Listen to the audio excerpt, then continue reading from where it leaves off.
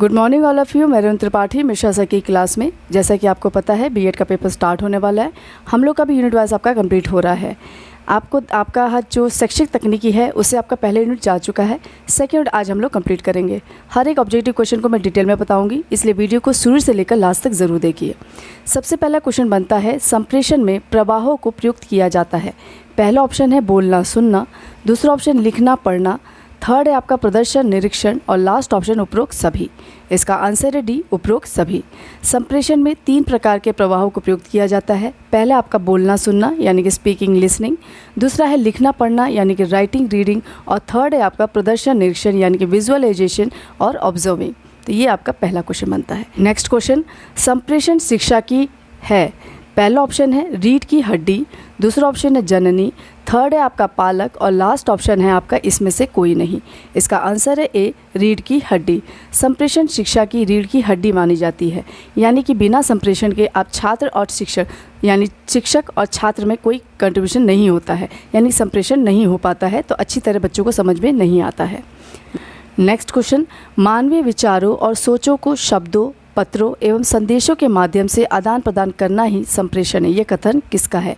पहला ऑप्शन है मेयर, दूसरा ऑप्शन है बर्नार्ड, तीसरा ऑप्शन है एच कुंटूज और लास्ट ऑप्शन है ब्रूबेकर। इसका आंसर है ए, मेयर। मेयर द्वारा ये कथन है कि मानवीय विचारों और सोचों को शब्दों पत्रों एवं संदेशों के माध्यम से आदान प्रदान करना ही संप्रेषण है।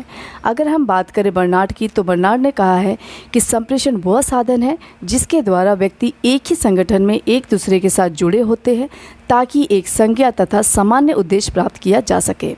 मैं फिर से रिवाइज कर दे रही हूँ। बर्नार्ड ने क्या कहा है कि संप्रेषण वह साधन है जिसके द्वारा व्यक्ति एक ही संगठन में एक दूसरे के साथ जुड़े होते हैं ताकि एक संज्ञा तथा सामान्य उद्देश्य प्राप्त किया जा सके। अगर हम बात करें एच कुंटूज की, तो उन्होंने कहा कि संप्रेषण प्रेषक द्वारा प्राप्तकर्ता के पास सूचना का स्थानांतरण है तथा वह सूचना प्राप्तकर्ता द्वारा समझी जा रही है। ठीक है, मैं फिर से रिवाइज कर दे रही हूँ। संप्रेषण प्रेषक द्वारा प्राप्तकर्ता के पास सूचना का स्थानांतरण है तथा यह सूचना प्राप्तकर्ता द्वारा समझी जा रही हो।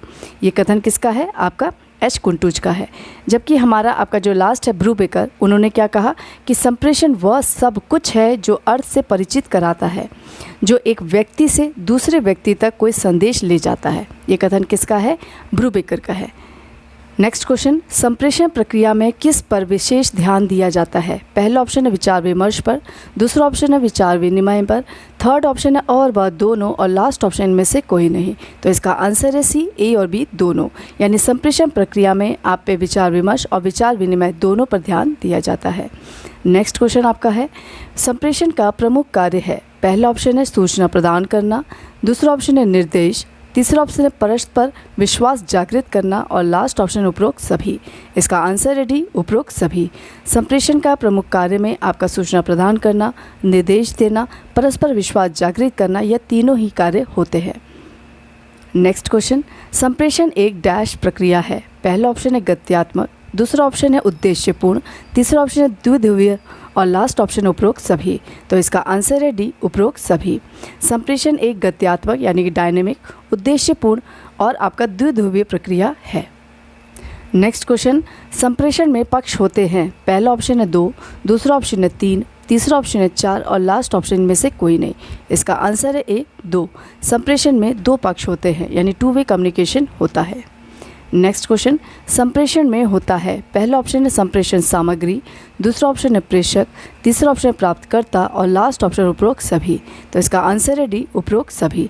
संप्रेषण में आपका संप्रेषण सामग्री होता है, एक प्रेषक होता है, एक प्राप्तकर्ता होता है, यानी इसमें संप्रेषण में ये सभी चीज़ें इंक्लूडेड होती है। नेक्स्ट क्वेश्चन, संप्रेषण डैश प्रक्रिया है। पहला ऑप्शन है उद्देश्यपूर्ण, दूसरा ऑप्शन है सार्वभौमिक, थर्ड ऑप्शन है निरंतर और लास्ट ऑप्शन उपरोक्त सभी। इसका आंसर है डी, उपरोक्त सभी।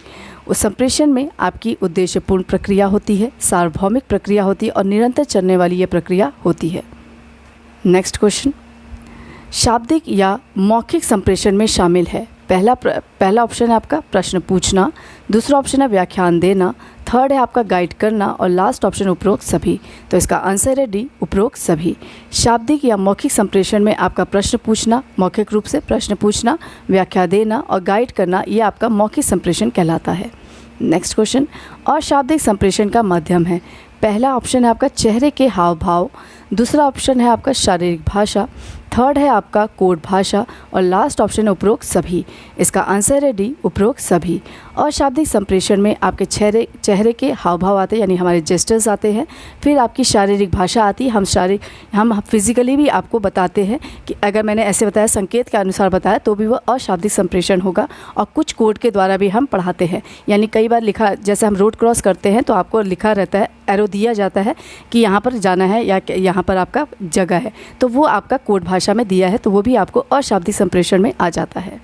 नेक्स्ट क्वेश्चन, संप्रेषण का उद्देश्य है। पहला ऑप्शन है उचित संदेश देना, दूसरा ऑप्शन है क्रियाओं में समन्वय, थर्ड ऑप्शन है सूचनाओं व समय का आदान प्रदान करना और लास्ट ऑप्शन है उपरोक्त सभी। इसका आंसर है डी, उपरोक्त सभी। संप्रेषण के उद्देश्य में उचित संदेश देना ये में मायने रखता है, फिर हमारा क्रियाओं में समन्वय होना चाहिए और सूचनाओं को समय समय पर आदान प्रदान करना भी आपके संप्रेषण के उद्देश्य में आ जाता है। नेक्स्ट क्वेश्चन, संप्रेषण प्रक्रिया के उपयोगी और प्रभावशाली बनाने का उपाय है। पहला ऑप्शन है छात्रों की कम संख्या रखी जाए, दूसरा ऑप्शन है शिक्षकों की संख्या बढ़ाई जाए, थर्ड ऑप्शन है शिक्षकों का कार्यभार कम किया जाए और लास्ट ऑप्शन है उपरोक्त सभी। इसका आंसर है डी, उपरोक्त सभी। संप्रेषण प्रक्रिया के उपयोगी या प्रभावशाली बनाने के उपाय में आपके छात्रों की कम संख्या रखी जाए जिससे संप्रेषण अच्छी तरह हो पाए, फिर शिक्षकों की संख्या बढ़ाई जाए ताकि हमें हर एक टीचर उपलब्ध मिले, फिर उसके बाद से शिक्षकों का कार्यभार भी कम किया जाए ताकि वो और भी करिकुलम में भाग ले सके। नेक्स्ट क्वेश्चन, संप्रेषण की प्रक्रिया को डैश स्तर पर स्वीकार किया जाता है। पहला ऑप्शन है कला, दूसरा ऑप्शन है विज्ञान, तीसरा ऑप्शन है कला एवं विज्ञान दोनों और लास्ट ऑप्शन इनमें से कोई नहीं। इसका आंसर है सी, कला और विज्ञान दोनों। संप्रेषण की प्रक्रिया को कला और विज्ञान दोनों ही स्तर पर स्वीकार किया जाता है। नेक्स्ट क्वेश्चन, संप्रेषण की भाषा होती है। पहला ऑप्शन है वादिक कूट, दूसरा ऑप्शन है अंतर्वैदिक, थर्ड ऑप्शन है प्रतीकात्मक कूट और लास्ट ऑप्शन है गैर वादिक कूट। इसका आंसर है सी, प्रतीकात्मक कूट। संप्रेषण की भाषा प्रतीकात्मक कूट होती है। नेक्स्ट क्वेश्चन, संचार के तत्वों में है। पहला ऑप्शन है संदेश प्रेषण, दूसरा ऑप्शन है संदेश प्राप्ति, तीसरा है प्रतिपुष्टि और लास्ट ऑप्शन उपरोक्त सभी। इसका आंसर है डी, उपरोक्त सभी। संचार के तत्वों में आपका संदेश प्रेषण, फिर आपका संदेश प्राप्ति और प्रतिपुष्टि, ये तीनों ही आते हैं। नेक्स्ट क्वेश्चन, निम्नलिखित में से एक कौन से संप्रेषण को प्रभावी बनाने का माध्यम है। पहला ऑप्शन है टेलीफोन, दूसरा ऑप्शन है समाचार पत्र, तीसरा है आपका इंटरनेट और लास्ट ऑप्शन है उपरोक्त सभी। तो इसका आंसर है डी, उपरोक्त सभी। निम्नलिखित में से कौन सा संप्रेषण प्रभावी बनाने का माध्यम है। आपका टेलीफोन भी है, समाचार पत्र भी है, इंटरनेट भी है, ये सभी इसमें आ जाते हैं। नेक्स्ट क्वेश्चन, मौखिक संप्रेषण में व्यवधान यानी कि बाधा आने को कहते हैं। पहला ऑप्शन है लघु परिपथ, दूसरा ऑप्शन है अंतर्विरोध, थर्ड ऑप्शन है आपका असमानता और लास्ट ऑप्शन है एंट्रोपी। इसका आंसर है ए, लघु परिपथ। यानी कि आपका मौखिक संप्रेषण में जो व्यवधान आता है, जो बाधा आती है, उसे लघु परिपथ कहते हैं। नेक्स्ट क्वेश्चन, मौखिक संप्रेषण के लाभ हैं। पहला ऑप्शन है शीघ्र संचार, दूसरा ऑप्शन है अवलंब प्रतिपुष्टि, थर्ड है गोपनीय और लास्ट ऑप्शन उपरोक्त सभी। इसका आंसर है डी, उपरोक्त सभी। मौखिक संप्रेषण के लाभ में आपका शीघ्र संचार मिल जाता है, तुरंत आपको संचार होता है, फिर आपका अवलंब प्रतिपुष्टि होता है और गोपनीय होता है। तो ये सभी चीज़ें इसके लाभ में आ जाते हैं। अगर हम लिखित संप्रेषण की सीमाएं की बात करें तो वो आपका महंगी प्रक्रिया, समय लगने की प्रक्रिया और व्याख्या की कठिनाई आपको आती है। ठीक है। नेक्स्ट क्वेश्चन, कक्षा में संप्रेषण का प्रारूप होता है। पहला ऑप्शन है अशाब्दिक संप्रेषण, दूसरा है आपका शाब्दिक संप्रेषण, तीसरा है और व दोनों और लास्ट ऑप्शन इनमें से कोई नहीं। इसका आंसर है सी, और व दोनों। कक्षा में संप्रेषण के प्रारूप में शाब्दिक और अशाब्दिक दोनों ही संप्रेषण होते हैं। नेक्स्ट क्वेश्चन, शिक्षण का व्यापक अर्थ है। पहला ऑप्शन है जो व्यक्ति अपने पूरे जीवन में सीखता है, दूसरा ऑप्शन है व्यक्ति के व्यवहार में परिवर्तन, तीसरा है व्यक्ति की औपचारिक शिक्षा और लास्ट ऑप्शन है व्यक्ति की अनौपचारिक शिक्षा। तो इसका आंसर है आपका अ, जो व्यक्ति अपने पूरे जीवन में सीखता है वही शिक्षण होता है, उसका व्यापक अर्थ माना जाता है। अगर हम शिक्षण के शब्द की बात करें तो उसमें सीखना, पढ़ना, लिखना, ये सभी चीज़ें इसका आ जाता है। यानी इसका मीनिंग अगर देखें तो सीखना, पढ़ना, लिखना, हम जो पूरे जीवन भर सीखते हैं वो हमारा शिक्षण होता है। नेक्स्ट क्वेश्चन, शिक्षण में शाब्दिक यानी कि वर्बल और नॉन वर्बल यानी कि अशाब्दिक का विश्लेषण किसने किया था? पहला ऑप्शन है ब्राउन, दूसरा ऑप्शन है एस के जंगीरा, थर्ड ऑप्शन है बी के पासी और लास्ट ऑप्शन है क्लार्क। इसका आंसर है सी, बी के पासी। शिक्षण में शाब्दिक और अशाब्दिक का विश्लेषण सबसे पहले बी के पासी जी ने किया था। नेक्स्ट क्वेश्चन, पाठ्य वस्तु विश्लेषण में महत्व दिया जाता है। पहला ऑप्शन है विचारों की गहनता को, दूसरा ऑप्शन है विचारों की दिशा को, तीसरा ऑप्शन है आपका विचारों की अभिवृत्तियों को और लास्ट ऑप्शन इन सभी को। तो इसका आंसर है डी, इन सभी को। पाठ्य वस्तु विश्लेषण में आपको विचारों की गहनता, विचारों की दिशा और विचारों की अभिवृत्तियों को महत्व दिया जाता है। नेक्स्ट क्वेश्चन, संप्रेषण की विशेषता होती है। पहला ऑप्शन है विचारों की गहनता, दूसरा ऑप्शन है पारस्परिक अंतर प्रक्रिया, थर्ड है अनुभव तथा भावनाओं का आदान प्रदान और लास्ट ऑप्शन है ये सभी। तो इसका आंसर है डी, ये सभी। संप्रेषण की विशेषता में आपके विचारों की गहनता, पारस्परिक अंतर प्रक्रिया और अनुभव तथा भावनाओं का आदान प्रदान होता है। नेक्स्ट क्वेश्चन, संप्रेषण का कार्य होता है। पहला ऑप्शन है ज्ञानेंद्रियों को क्रियाशील करना, दूसरा ऑप्शन है कर्मेंद्रियों को क्रियाशील करना, थर्ड है अनुभूति करना और लास्ट ऑप्शन ये सभी। तो इसका आंसर है डी, ये सभी।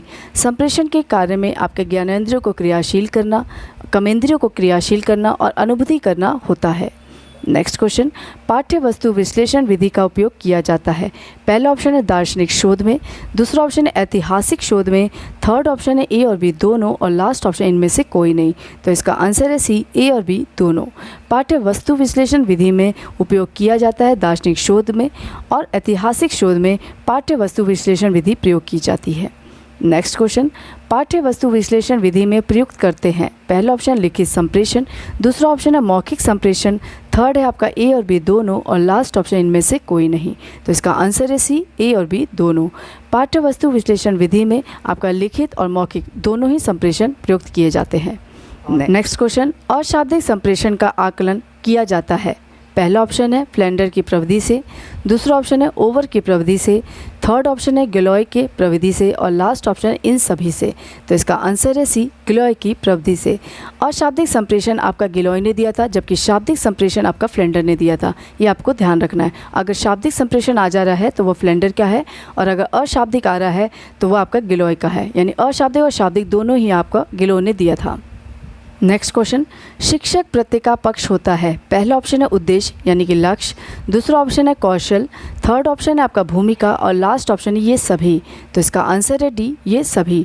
शिक्षक प्रत्यय के पक्ष में आपका उद्देश्य, कौशल, भूमिका ये सभी आ जाते हैं।